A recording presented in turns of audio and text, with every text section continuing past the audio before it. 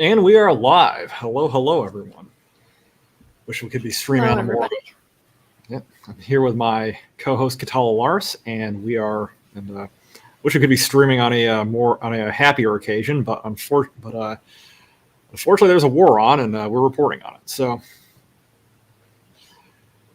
right now, this is actually we're at 1 week in, as of 3 minutes ago. So. For those of us just catching up, last Wednesday night Pacific time, I think it was Thursday morning in Ukraine. Russia launched an invasion of Ukraine. This was essentially the culmination of a long-lasting political crisis relating to the foreign policy of Ukraine. Their government had been trying to take them to essentially align them tightly with NATO, and the Russians did not like that, not in the slightest. Do the Russians like anything, though? Borscht, maybe? I don't know. Vodka? They love vodka. That is fair. They do like their vodka. Beef stroganoff. In fairness, beef stroganoff is really fucking good. It really is. Like, although if you look at Russian cuisine, like, it seems really hit or miss, because some of the stuff they're into is like, some of it is genuinely kind of disgusting, but they have this dish called herring under a fur coat, which looks like just the worst thing you would find in a 1950s cookbook, and then they decided to take it to the Soviet Union and make it worse. They're herring under a fur coat. That one actually genuinely disturbs me, and it makes me wonder if I would even survive eating it. I think that was something which came up with by deeply broken people during the Soviet Union. It was probably one of those dishes, kind of like minced creamed spinach, that was created specifically because the things in it were literally all they had. Yeah, it's like, this is how we make something that's fancy when we just have nothing. Hey, Josh Graydon, how are you? Hello. Welcome. So yeah, this is our title card for the stream. These aren't actually Russian regulars. These are members of the militia forces of one of their breakaway republics in the east of the country. This is from Donetsk, and these are and these guys are like the only people on the entire Russian side who actually still have their phones with them, so they're still taking pictures and posting stuff to social media. It's been a major, I guess, problem. I mean, you could say it's a problem that the Russians are actually using operational security here. They took all their soldiers' phones away from them before they invaded, so. Really, the only people who are posting stuff online are the irregulars. There's not a lot of footage from places that are not really the south, not really the very eastern part of the country, and not being taken by sort of militiamen. Which, yeah, this is a good old Soviet picture here. These guys have a BMP-2, AKs. They've got, at least they kind of have new uniforms, but they're God, this BMP has seen much better days. Like that thing has been a bit beat up. Yeah, this is it, as we call in the business. This thing is a shit box. But yeah, these guys have done a lot of work over the last 7 days. We'll be talking a little bit about that going forward. These guys are looks like they're dismounting. Doesn't look like they're super worried about getting shot at, because there's still that guy chilling on the front slope there. Right. Yeah. But so first let's take a look at the map, and we'll just sort of be going over the map, and then I've got a bunch of videos lined up, and hopefully these videos actually work this time. So this is a map of the conflict, which I would say is relatively sympathetic to Russia, and this is one I basically got off of I would say a Russian-leaning sort of intelligence, sort of open source account on Twitter. This is I think this is probably produced on Telegram at some point. Probably. And now, so this is, I would say, relatively sympathetic to the Russians, but here's a map which is not sympathetic to the Russians, which is, this is the map from Wikipedia.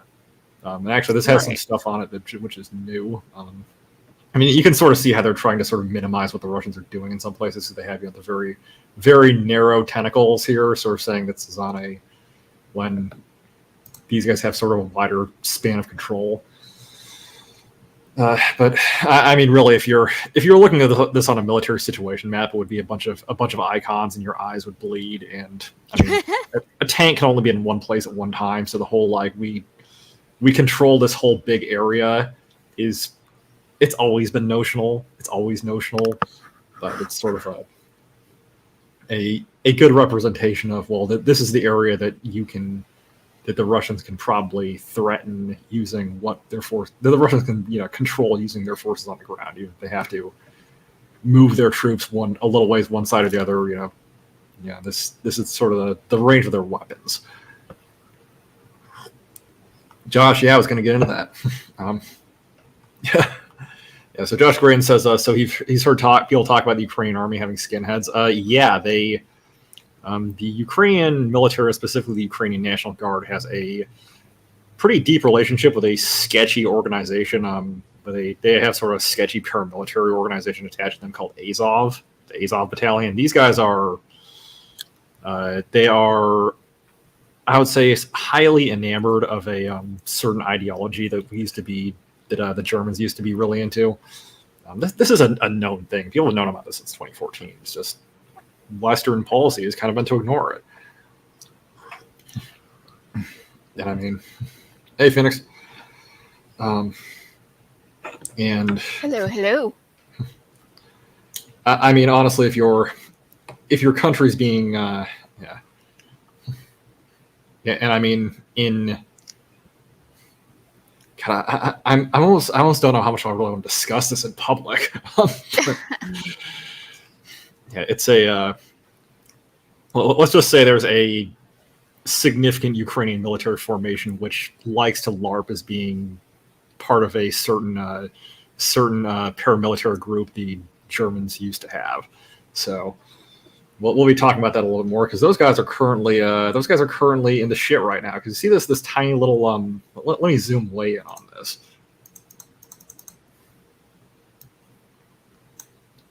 Most of that particular formation is currently under siege in the city of Mariupol, which is that's where they're based out of, and they are surrounded. So the Russians really do not like these dudes. So I'd say for good reasons. So we'll be seeing how that pans out.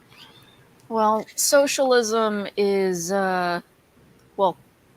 socialism and communism are basically the same thing, in my opinion. Yeah.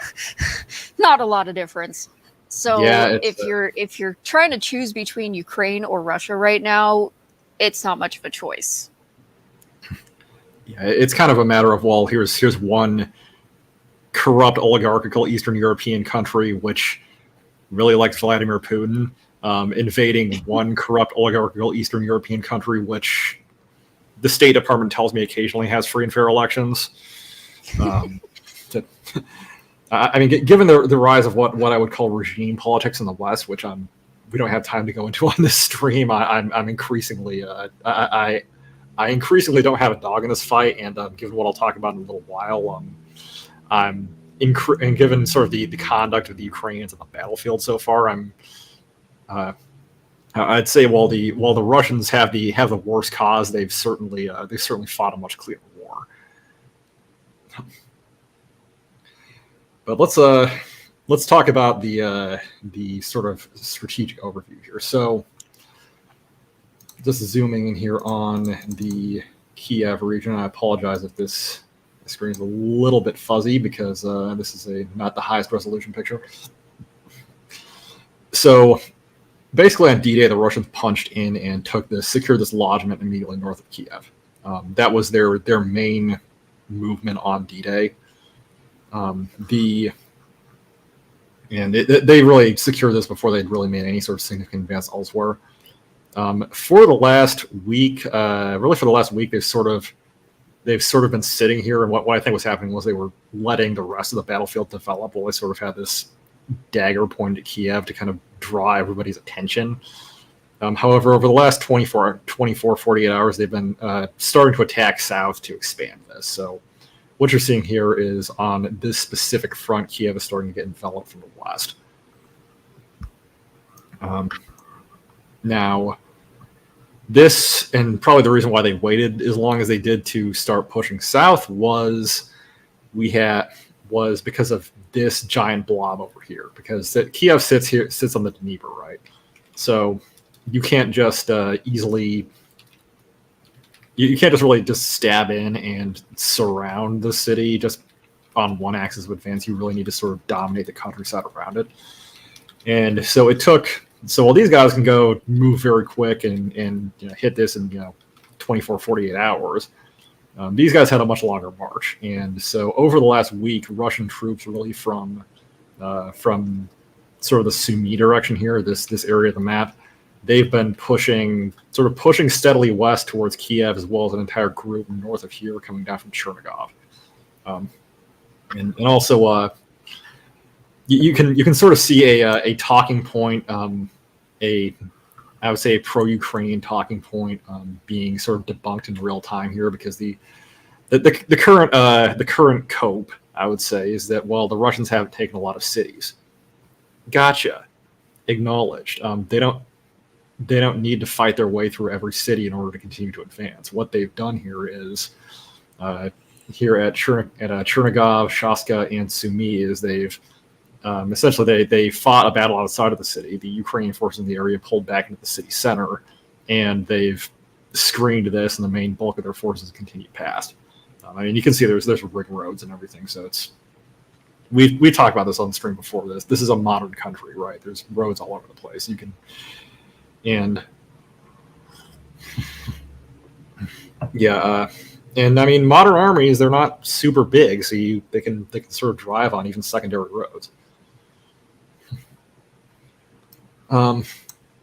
So, and what you can also see here is a envelopment that's happened in the north, sort of the Chernigov region. There are Ukrainian troops up in here who, as near as I can tell, have been surrounded north of Kiev, and the Russians are probably going to try to reduce this pocket over the next several days. Let's see. Yeah, I mean, you can see they've marked all these towns as contested because there's some Ukrainians holding out in pretty much all of these, and the Russians are just driving around them. So this is the Russians don't really need to crush them. They basically, all the Russians really need to do is take over Kiev. Yeah, I mean, they can mop all this stuff up at their leisure. They want to have their forces around Kiev. This is where the real fight is.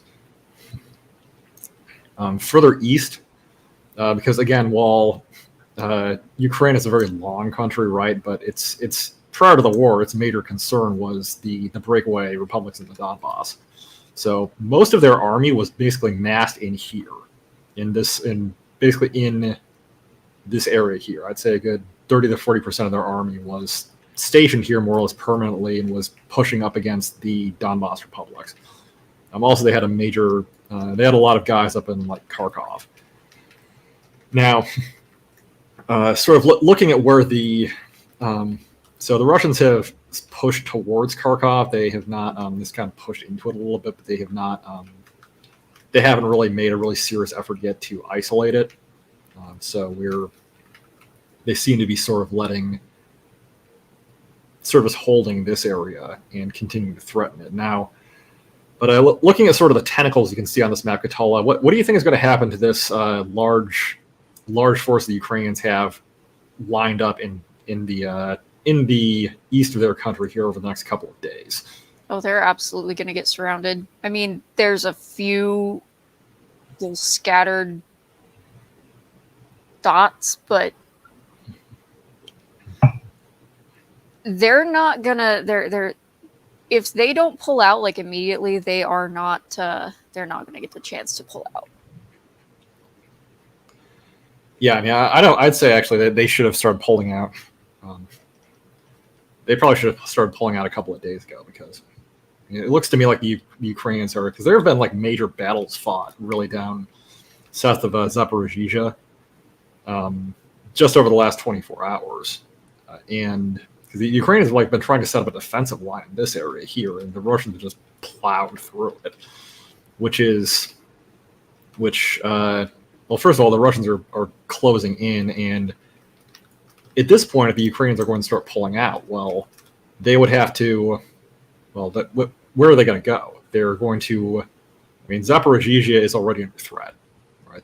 Which is a major crossing on the Dnieper, where they'd have to go try to get through Dnieper, although that's probably going to be threatened soon either, or they're going to have to come across like Kermanshek, or really move all the way up to Kiev while there's this whole Russian blob up here, and that's a long road movement. Well, that's a long way to go within lobbing range of artillery as well. Yeah, the Russian artillery is not short range. Yeah, because right now these guys are dug into defensive positions. They'd have to move out, get onto roads, and start retreating, and on a highway net that doesn't look super favorable. And they would be. That the Russians have a lot of aircraft. They have air superiority right now, and they would probably mass their air force and. They have a lot of aircraft, and they also have a lot of anti-air equipment. There's no way the Ukrainians are going to do much about this. Yeah, really, these guys here are effectively pinned down. The Russians are going to cut them off, and I would say the next 2 or 3 days. I'd say they're already partially isolated. And just for our viewers, so they know what tends to happen when what has happened in the past when armies try to retreat in this situation. Familiar with the Highway of Death? I am not familiar with that. No. So what happened? 1991, Gulf War. After the Iraqis realized they were well and truly hosed in Kuwait, they started pulling back to Iraq. And they really had one road they were traveling on, Highway 8, and the U.S. Air Force and U.S. Navy massed everything they had into that, and it was bad. Was that the only road they had going out of there, by the way? Pretty much, I think so. Let me see what the map looked like, but I would need to... Because it almost seems like it. Yeah, I think it was the only road. Person would take that road unless it was the only one they had. Yeah, not to mention this was a flat desert, no cover.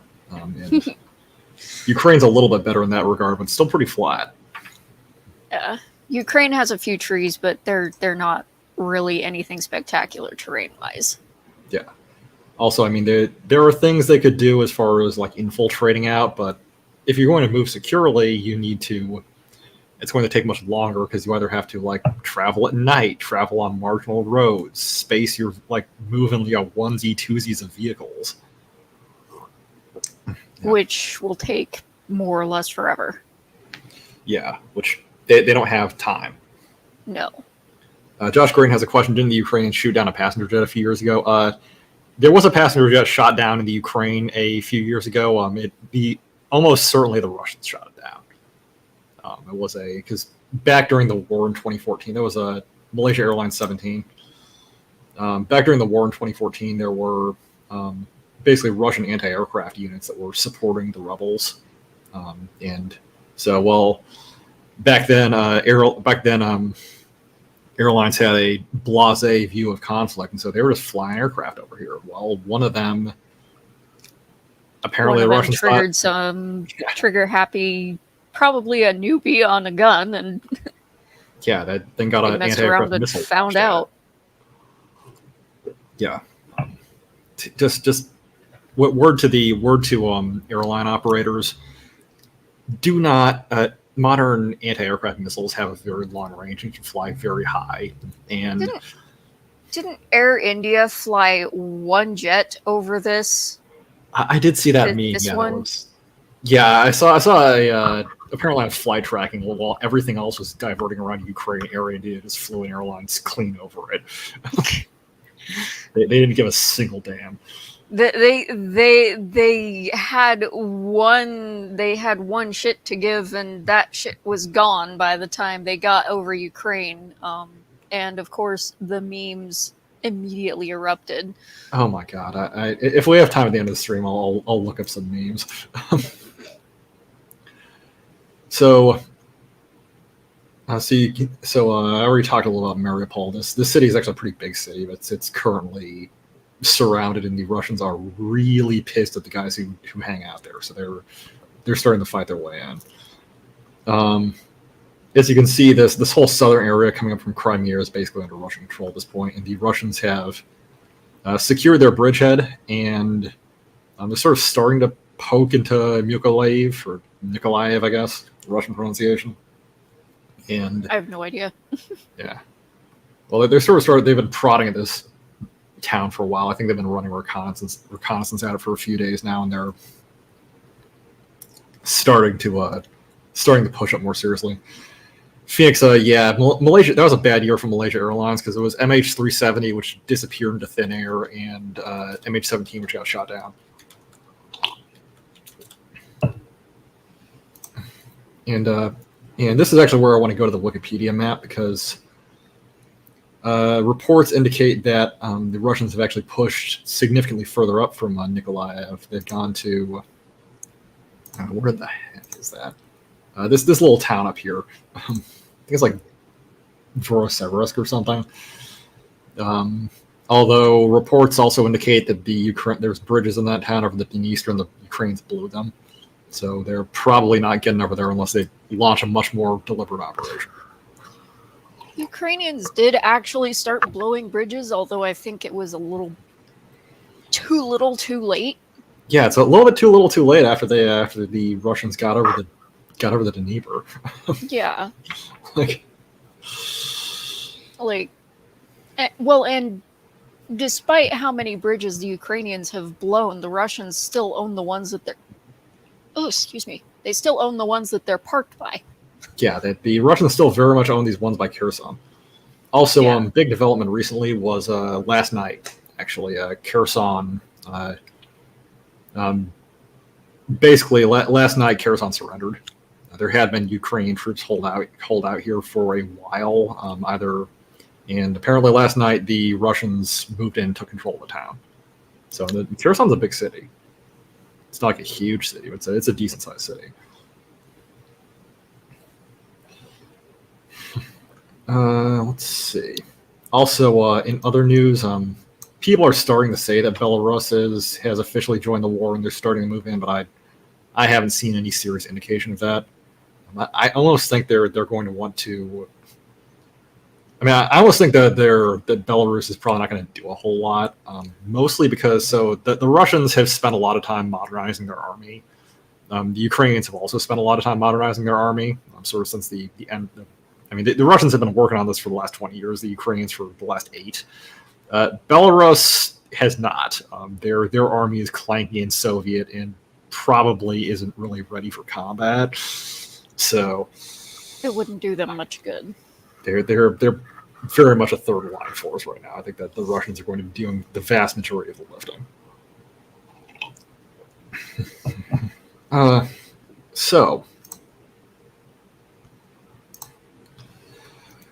And Phoenix says Malaysian Airlines had a bad string of luck that year. God, they really did. And actually, this is something while I'm at it, talk about this. This is Clint Ehrlich's Twitter account. He's a very good Russia commentator. And so what the Ukrainian government did is they over the last week, essentially as soon as they became worried that Kiev was going to fall, the Ukrainian government decided to do a no questions asked assault rifle handout. We talked about this in the last stream, but they did a no questions asked assault rifle handout in Kiev, and possibly in other parts of the country. Encouraging civilians to fight the Russians. Yeah, and they've been just telling people to make Molotov cocktails and go to town. This isn't going to work, but it for people who have no idea what they're facing, it's not a good sign. And well, but lo and behold, when you have a society where guns are banned because Ukraine had pretty strict gun control, and you start handing out assault rifles, who's going to be first with by the way, literally no questions asked? Who's going to be the first people in line to get guns? Certainly not law-abiding civilians. Law-abiding civilians are going to think that's a trap, and they're going to stay the fuck away from it. Yeah, it was every gangster in Kiev went and got himself an AK, and now they've. I mean, for the last week, every night, every single night, there's stuff coming out like, oh, the Russians are attacking Kiev. The Russians are attacking because there's gun battles going on. Well, the Russians haven't really moved that far. The Russians have sort of hung out in their lodgment. They're just starting to expand it, and they're kind of expanding it well away from Kiev. They're not trying to get into the city yet. So it's Ukrainian criminals trying to murder each other, like every night, all night. Well, trying to murder each other and anyone else they can get their grubby mitts on. Pretty much. Phoenix is saying they'll throw. Yeah, Phoenix is saying the Belarusians will throw their out-of-date MREs from the Cold War at Ukrainian soldiers. Yeah, they could. Although actually, if you look at Steve 1989 MRE info, he actually reviewed some Belarusian rations recently. They actually look pretty good. Apparently, that's a little bit concerning. Yeah. Although the fact that a American YouTuber can get his hands on them probably says a few things about graft. So this is an interview that Clint Ehrlich did with a YouTuber. He's called Coach Red Pill, and who's become very famous recently just simply because he happens to live in Ukraine, and he's been making videos. This guy's made 5 videos, right? His whole channel. But he's been posting videos about just what's going on. He's some random American expat. So this is a quick video, but it's a good one. I think the stream would like it. I've given adequate credit to everybody who's in it.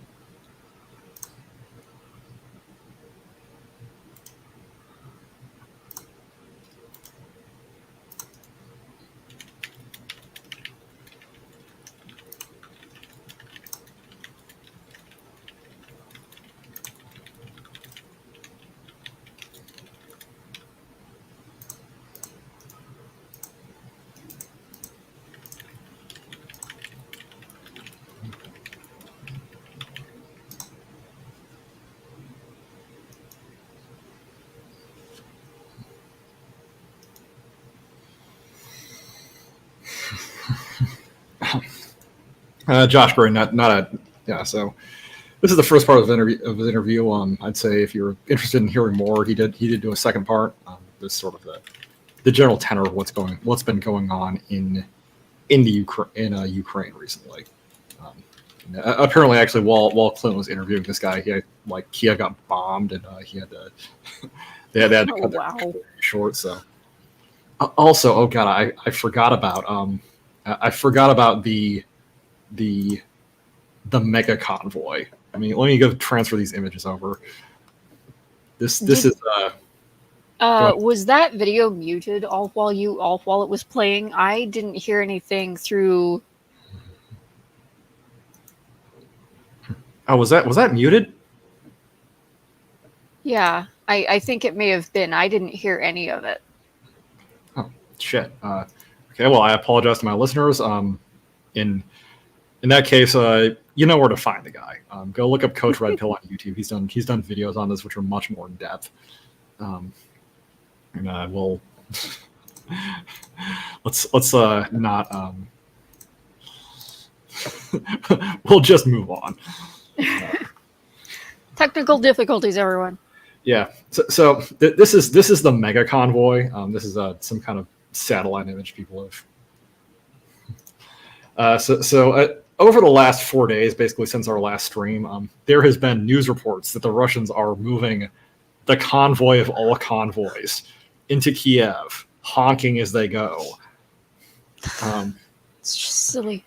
Yeah, they're saying like this is some gigantic like group of military vehicles like moving towards Kiev, and this has been happening for the last 4 days. Okay, it's only like a 60-mile drive between the Belarusian border and Kiev. So yeah, it wouldn't take them 4 days to get there. Yeah, so now like we have people at the Pentagon being like, "Oh, this is showing Russian logistical difficulties. They're stalled out. Like this is such a debacle." What I'm going to tell you, viewers, is first of all the notion that the Russians can't fill up their fuel tanks before they move from Belarus to Kiev is insane. And and second of all, the fact that I think what's I've talked about this before, but it's like the magic trick, right? You do the display with the left hand, so you can do the trick with your right. You know, they're looking at your left hand and they're not looking at what you're doing with your right hand. Well, okay, so there's this.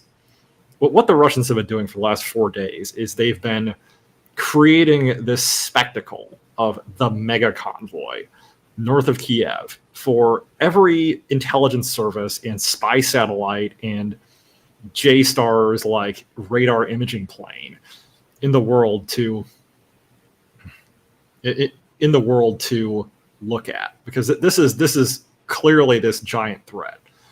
And it's like slowly inching towards Kiev, this is like the steamroller from Austin Powers, right? It is how slowly this is going. And here's the thing: the Russians are very, very good at playing mind games with people, and they always have been. Yeah, they're. This is kind of how they do business. Is they do a lot of mind games with people, and this is a that is a balloon, is what that is. This is a very realistic balloon of a Russian S-22 anti-aircraft missile system. This is a very realistic balloon of a Russian S-300 anti-aircraft missile system.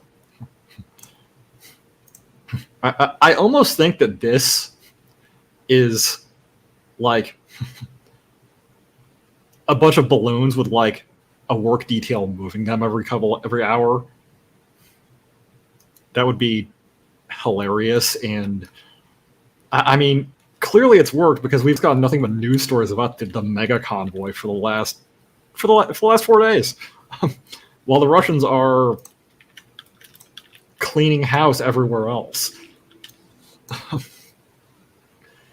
Yeah, this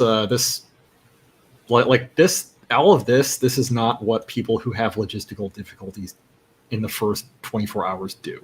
Okay. Yeah. Phoenix is saying it's a still photo first off. Yeah.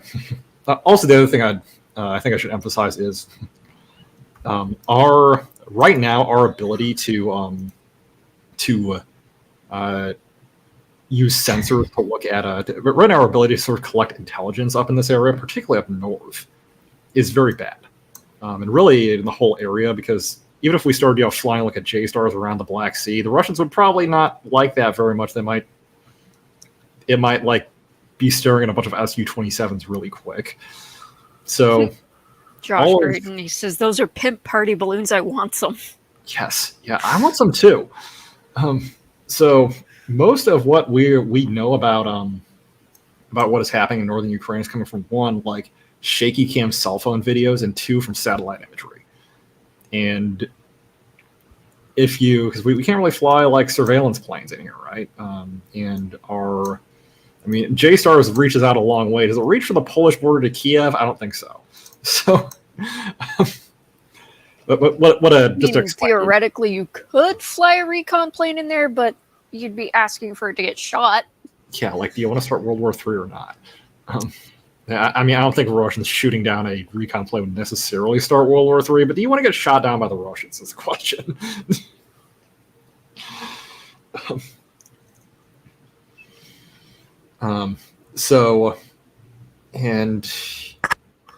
With that in mind, you can. There's some things the Russians can do to put on a dog and pony show for the satellites and keep them from looking at stuff elsewhere.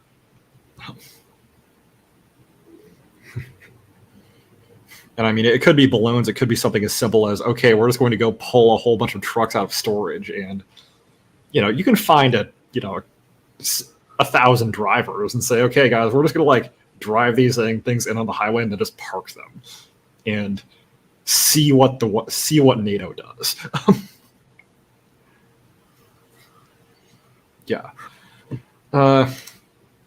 Now I did speak a little bit earlier about the Russians having a worse cause, but they've certainly fought a cleaner war. What I've seen so far is I haven't seen the Russians committing any war crimes. They've shot artillery into a few civilian areas, mostly civilian areas the Ukrainians were defending. That's about the nastiest thing they've done. Well, for the most part, they've kept their fire to places where there are people actively shooting at them. Yeah, even for civilian areas, pretty much the only civilian areas they've shot have still had active fire coming out at them. Yeah, it's like military targets in Kiev and places where the Ukrainians are, like Ukrainian military facilities elsewhere, and places they're being engaged out of, and that's all completely allowable under the Geneva Conventions. Meanwhile, we have this is apparently this is a blue check tweet from an official Ukrainian account, right? This is a message from the Ukrainian government, and they're saying they will, if they capture Russian artillerymen, they're saying they will execute them on the spot. Which is not really, that's not allowed. No, this is a war crime, and this is coming from a Ukrainian government account, and there are still people on Twitter simping for these guys. And this is astonishing, because this isn't the first insane thing that's come out from an official Ukrainian source. I sent you that video earlier. There's the Ukrainian National Guard put out an official video of some dude in the Azov. Yeah, a dude in the Azov Regiment. By the way, this came from an official account. This guy was he thought that the Chechens were going into Mariupol. Wasn't he expecting that him and his unit would be deployed against the Chechens? So their brilliant idea was to dip their bullets in like pig fat. Yeah, this guy was like, and this came out of an official Ukrainian account. This guy was talking about how this guy was like loading his AK magazine and dipping all of his bullets in pig fat first, because the Chechens are Muslims, and he thought this is going to intimidate the Chechens, which the Chechens are a lot of things. They're not. I think that would really just make them really angry at you. So, and I wouldn't want to be taken prisoner by the Chechens to begin with, and especially not if I'd greased all my bullets up beforehand to offend their religious sensibilities. Just saying. Yeah, I mean, if the Russians do call in the Chechens, I'm not sure that they will, to be honest. But if they do, that is when my fucks well and truly go away, because Muslim nations will do things that no Western nation would ever think of, and the Ukrainian military, at least, are absolutely asking for those things. Yeah, and yeah, you're not wrong. Yeah, and also the ridiculous thing about this thing is that the Russians have sent there are some Chechens in Ukraine right now. They're all up north near Kiev. None of them, as near as I can tell, were anywhere near Mariupol where this video was shot. It's all just normal Russian soldiers. Which is, on its own, just genuinely ridiculous. Yeah, so it's based on like a rumor the Chechens were going to like specifically go to Mariupol and like specifically take out Azov, and war doesn't work that way. Phoenix says, good to see people still falling for the inflatable vehicles trick. Yeah, it's like the oldest trick in the book, and people still fall for it. It was a thing that the friggin' British used to do in the friggin' Africa conflict in World War II. Yeah. Now, I guarantee you, if like, the Russians... Here, let me blow up a balloon tank and just put it out here so you can shoot at it. Yeah. I guarantee you, if the Russians like just blew up a bunch of balloon tanks and parked them in a field somewhere, there would be every spy satellite that the NSA owns looking at them for at least a couple of days. It's because the NSA is too stupid to look at what actually matters. I mean, the NSA spent how many years screeching like children about normal law-abiding American citizens and completely ignoring actual threats to national security. The NSA is not smart. Yeah, this is sort of something I've come to the unfortunate conclusion about. Having worked in the government for a lot of having worked like this U.S. military for a lot of my career, is there are the people who run like the military and the government, the security services in this country. They're not superhuman. They're quite fallible. In some cases, very fallible. Well, particularly intelligence agencies, and I think it's because they are specifically tasked with intelligence work. The very designation of intelligence agency tends to give people a superiority complex, and when you give government agencies in particular that dignifier, then you got a problem. Yeah, all these intel guys think they're like the smartest dude in the room, and they're not. They're guys who got assigned to intel.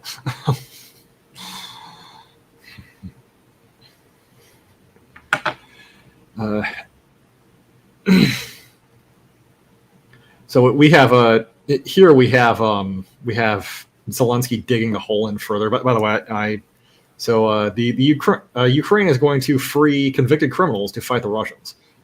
So they'll be emptying the prisons out and giving them AKs too. That's, by the way, exactly like what happened during the whole COVID with lefty DAs and lefty mayors releasing criminals out of jail during COVID to keep the spreading down. Yeah, like, it's the same. It's the same logic, and it's the same. It's the same flawed premise. It's like, yes, this is going to work. Totally, no way this could go wrong. Yeah, when what I'm pretty sure they actually wanted to do was just empty out the jails.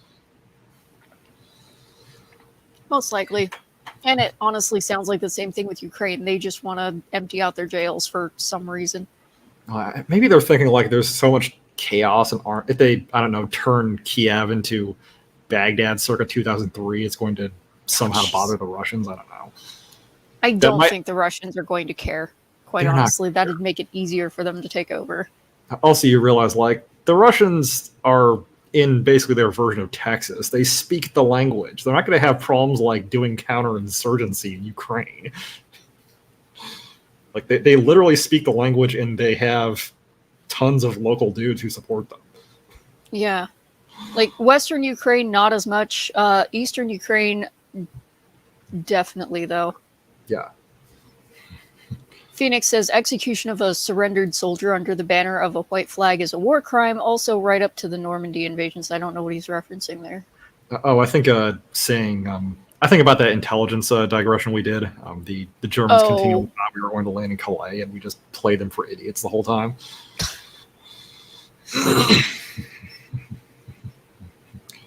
And speaking of Mr. Zelensky, so there's been a lot of favorable press coverage of him for heroically staying in Kiev to lead the city under the onslaught to lead his nation under the Russian onslaught. And so Katala, if you were going to if you were the leader of a country under attack by a superior enemy, and you were staying in your besieged capital, what would you do? Not do a lot of stupid press conferences, for one thing. Yes, I mean, would you perhaps if you're going to, would you perhaps go to the front line and visit the troops? That would be favorable, probably. I mean, so if you're a good leader, you want to keep up morale and not do things that shine a bad light on your troops, for one. Yeah, so Zelensky is not doing this. No, he's not. And also, while he's allegedly in Kiev, every picture we've had of him since basically D+1 has been in a windowless room, basically in a windowless room or sort of in front of like a blank background like this. If he's in Kiev, he is hiding at the bottom of the deepest bunker in Kiev, and he has not come out of it. He has not been photographed out of it. He's not gone anywhere near his troops. I mean, you didn't see this kind of thing. Like, this war has been the most ridiculous exercise in the history of warfare that I can think of.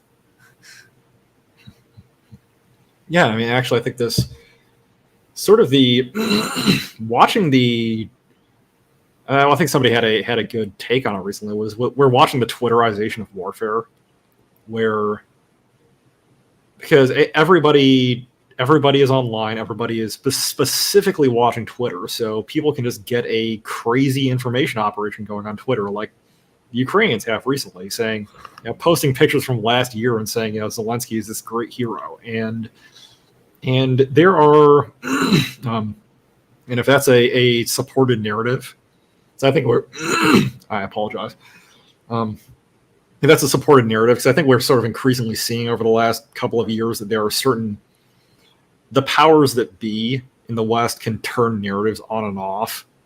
And if they decide to pull the switch on this narrative, that can have strategic consequences, because 2 days ago, the EU, the European Union, milquetoast EU was getting incredibly hawkish for about 24 hours, and they sort of calmed down after that. But all the people who threw really crazy sanctions at the Russians, like banning Russian planes from their airspace and stuff, that was the EU. That the US had to catch up with them,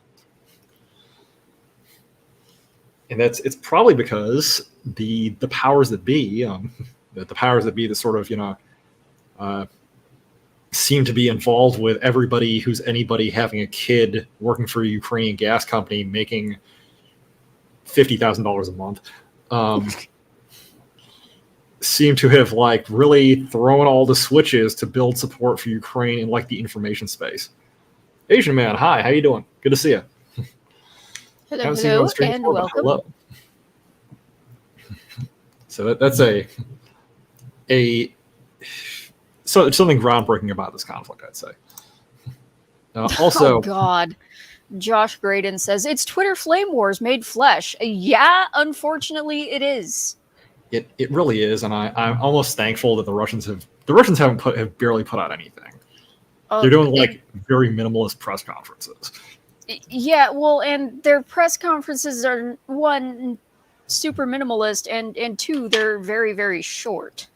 Yeah, and the information they're putting out seems to be pretty accurate. Like the Russians put out, after the Ukrainians claimed they killed like 8,000 Russian soldiers so far, the Russians actually came out with their casualty figures so far for the invasion. It was they've It was they've had laughably about small. Yeah, it was like 500 guys killed, which isn't laughably small, I'd say, but it's not. It compared to the size but of this operation, it's compared to what the Ukrainians are trying to claim. yeah, compared to what the Ukrainians are claiming, it's quite modest. Yeah. And Like, actually, surprisingly so, compared to what it could be if the Ukrainians were actually serious about defending their country. yeah, and I mean, we've spoken about this before, but the Ukrainians don't have to be losing this war. They, among other things, they were caught flat-footed. But if they'd taken serious defensive preparations, and they would have a pretty good chance of, at least they would have a chance of actually winning the war, or at least defending their country successfully and dragging the war out for a long time. And second of all, they could at least impose significant costs on the Russians. And so far, I haven't seen that. That has not happened. That's not happening. There's some equipment tracker dude on Twitter who's trying to make a big deal out of like the Russians maybe losing 60 tanks.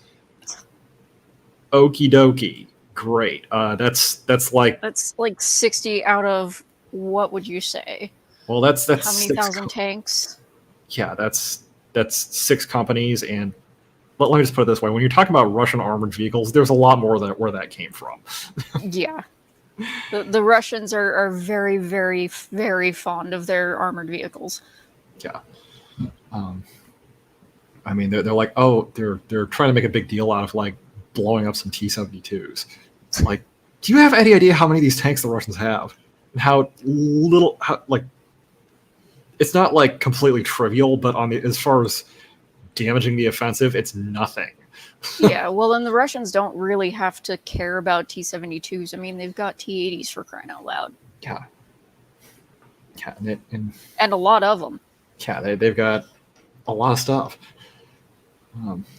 Also, speaking of shady things happening in Ukraine, so near Luhansk Oblast, way in the east, over here, basically,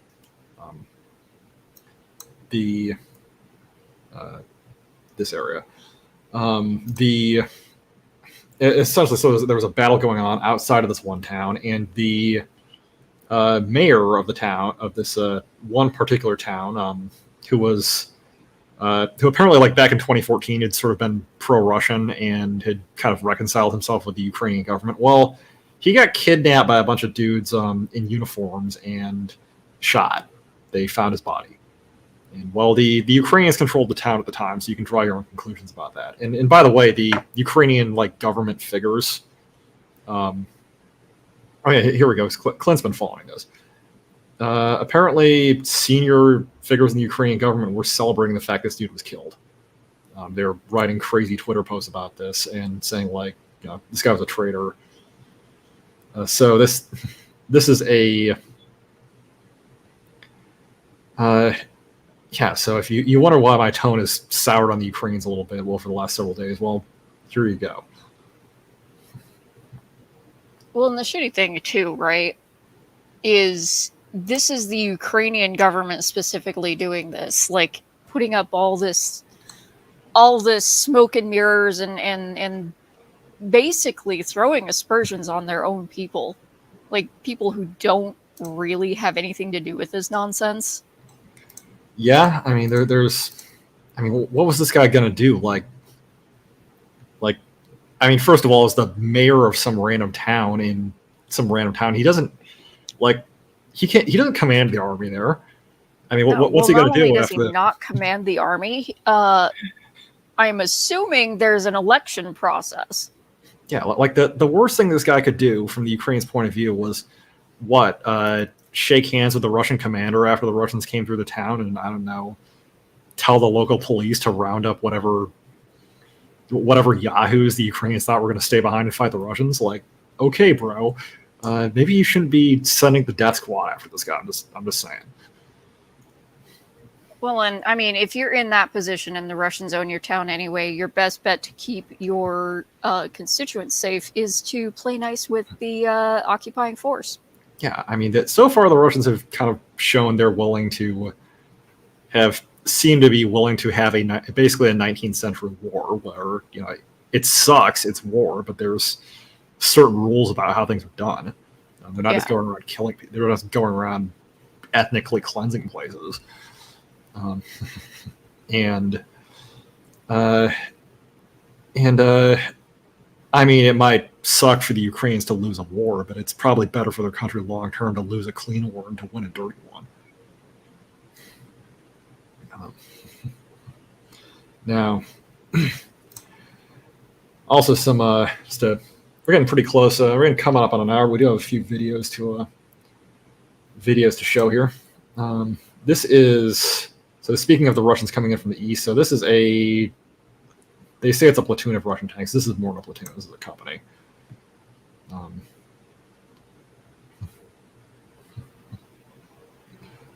So these guys were filmed on the east side of Kiev, and this sort of out in the countryside immediately past the city. And yeah. Also, if you notice, the legendary Ukrainian mud does not seem to be giving these guys a whole lot of problems. That looks like whatever field they're moving across, that thing's probably a soup. It's probably a soup, but also I don't think Russian tanks have cared about mud ever in the history of ever. Not since their first deployment have they cared about mud. Yeah, not in the slightest. This was from yesterday. This is I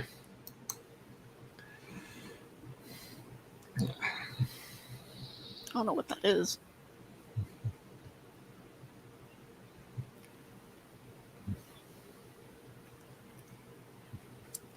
These are Russian Su-34s. They're doing some kind of which is interesting because it shows the Russians are starting to do air interdiction. That's not really a close air support platform. That's something you'd fly sort of deep into an enemy formation, try to take out units that are well to their rear. So this is a photo from Mariupol. This actually came out today. This is a battle flag. This is a Ukrainian Marine battle flag the Russians captured. So there's pretty significant fighting happening in town right now. Let's see. Molly, what are you screaming for? Sorry, guys, my cat's making noise. No worries. This is some more video from Mariupol. I think these guys are coming in over they're coming over the sea. But these are Russian K-52s.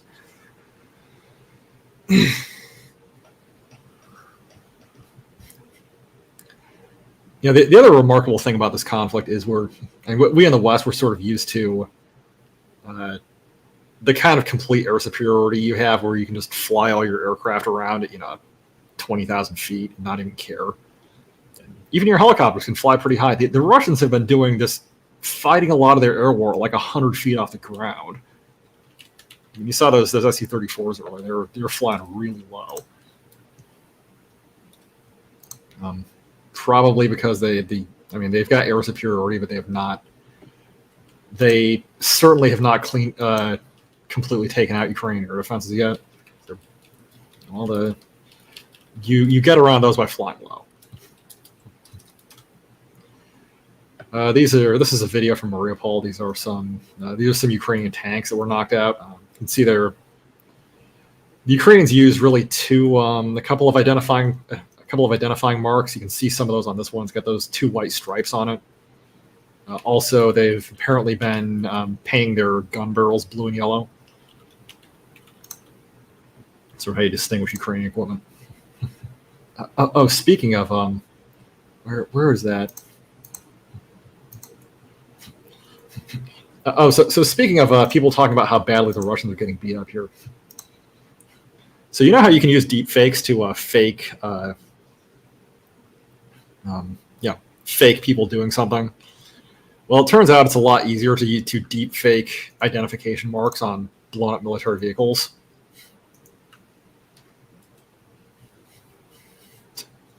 Yeah, the Ukrainians have literally been deep faking Russian identification marks onto just vehicles that were blown up in other wars. And passing this stuff up is like, hey, we blew this thing up today. Go us. Yeah.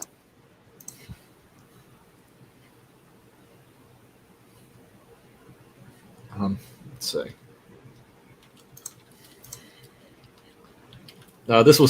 This was taken last night in Kherson to see the Russians move into town. And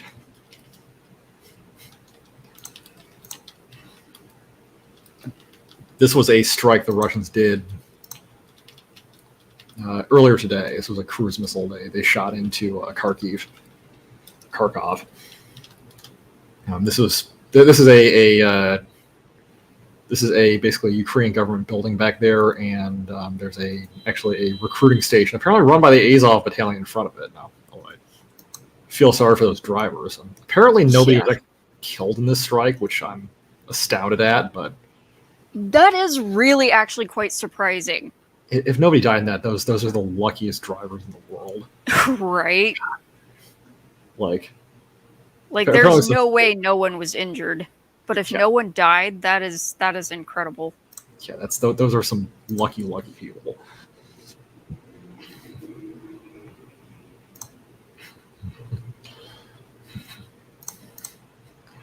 Also, as far as if you're trying to, so I'll show a couple more videos and then talk a little bit about people you should be following for good takes on the war.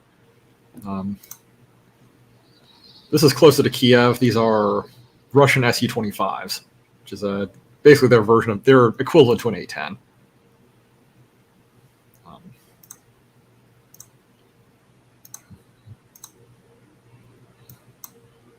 You can see these guys coming in very low, dropping flares.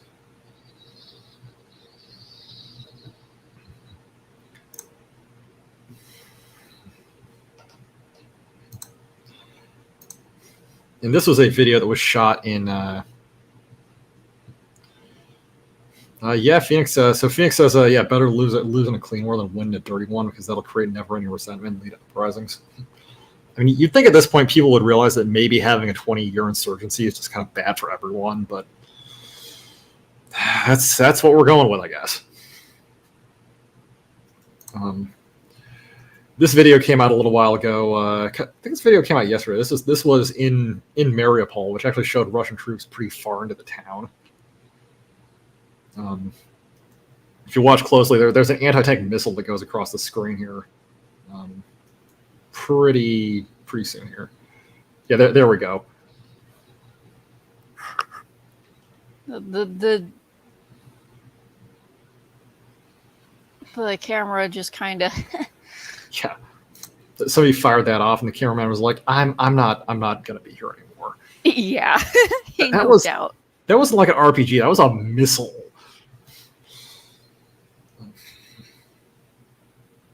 So this is Russian troops pushing into Mariupol basically yesterday.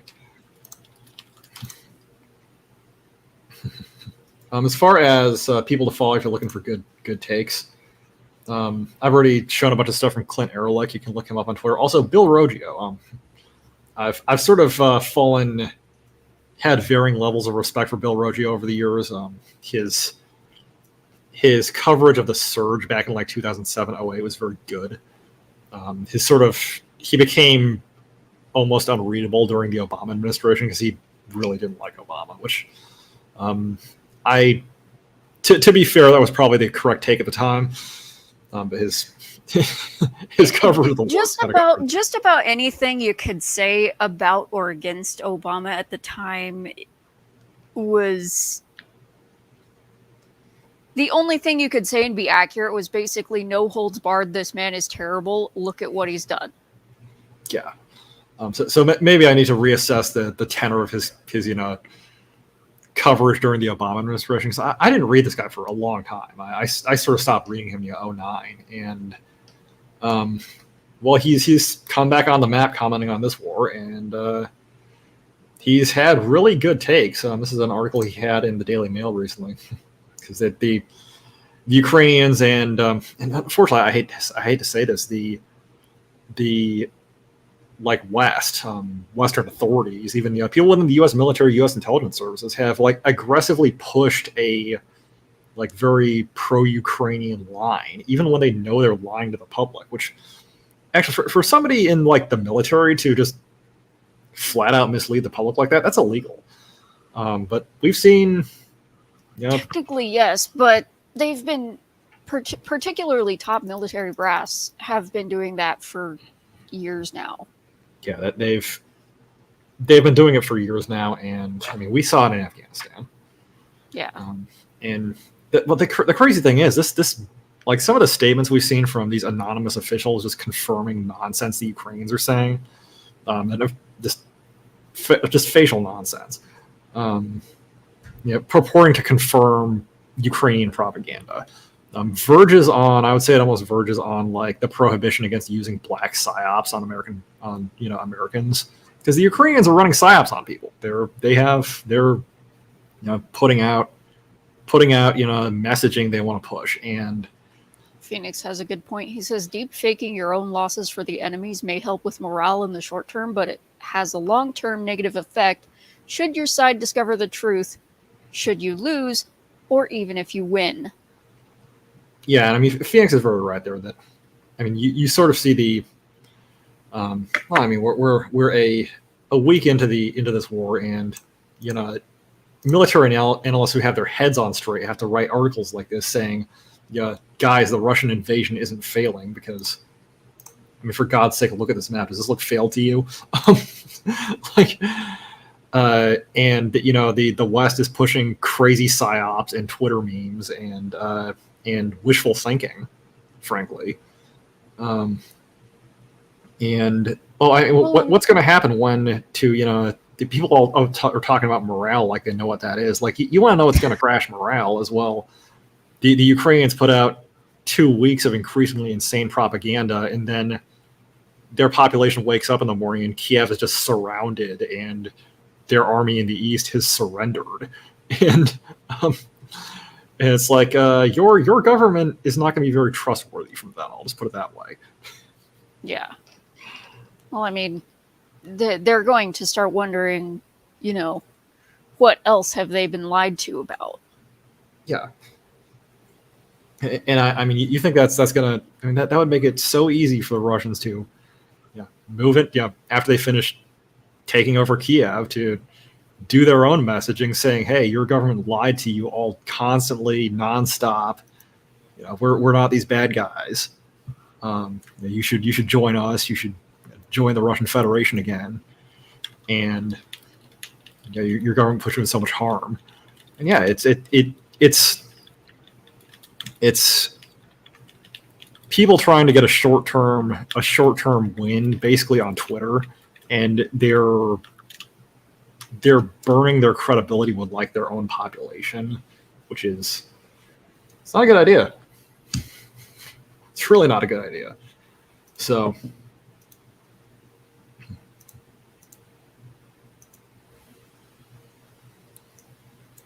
yeah, I mean, also as far as the kind of levels of takes we're seeing out of the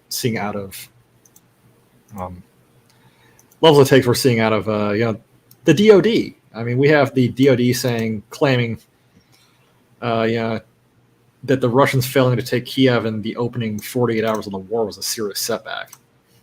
In what universe would this be a serious setback? I mean,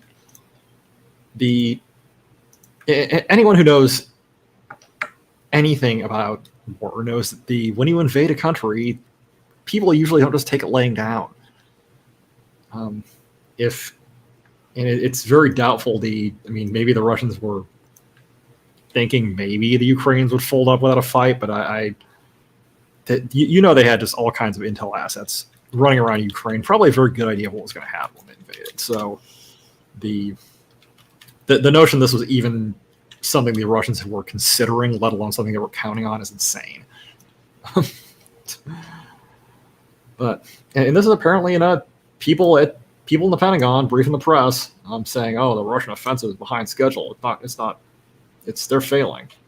Just when you see stuff like that, and I urge you, listeners, when you see crazy narratives like that coming out of the press, and even out of the U.S. government, take a look at the map and ask yourself, does this look failing to me? So,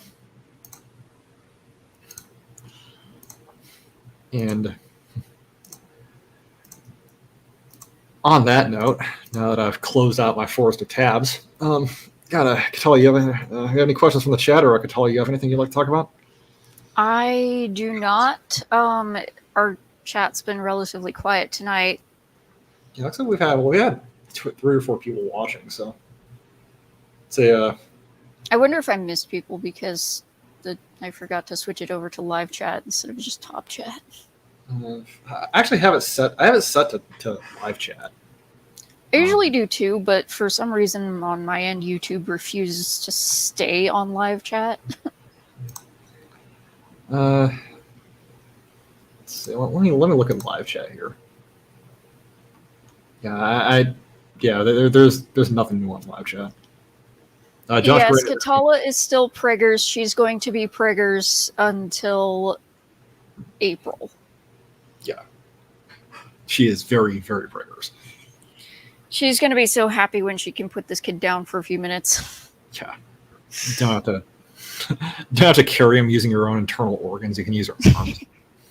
I can use my arms. I can put him down in a crib if I want to. God, yes. So. Oh, and I do have a cute little cradle for him. Apparently, you have to incubate a little mini me for 9 months. Who knew, right? Yeah. You can't just it isn't like the store. It isn't like the stork doesn't just show it up. These days you actually have to grow the thumb. Right.